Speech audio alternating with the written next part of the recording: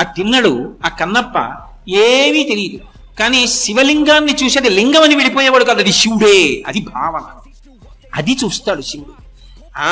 ఏదో లింగం అని వెళ్ళిపోతున్నాడా, కాదు శివుడని ఒళ్ళు దగ్గర పెట్టుకుంటున్నాడా, అక్కడికి వెళ్ళి నువ్వు అనవసరపు మాటలు మాట్లాడకుండా ఉంటే అదే గౌరవం.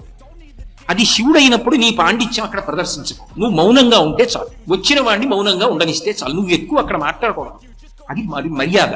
శివుడు అక్కడ కూర్చుంటే నువ్వు ఎందుకు మాట్లాడడం? కాబట్టి శివుడే కూర్చున్నాడన్న భావనతో ఎవరు నిలబడ్డాడో వాడిని అనుగ్రహిస్తాడు అశుతోషుడు. ఆయన్ని చూశాడు కన్నప్ప. ఒకనాడు ఎందుకో తిరుగుతున్నాడు, ఆకలేసిందో మృగాన్ని వేటాడాడు, దాని శరీరాన్ని చీల్చాడు, కాల్చాడు, అక్కడక్కడ మాంసం ముక్కలు కొరికి చూశాడు. ఒక చోట మాంసం మంచి కమ్మగా రుచిగా అనిపించింది. అమ్మ శివుడికి పెట్టాలరా, వెళ్ళి తిన్నాడో తినలేదో అలా కూర్చుంటాడు గుళ్ళో అని బయలుదేరాడు. ఓ ఆలోచన వచ్చింది, ఈ శివుడి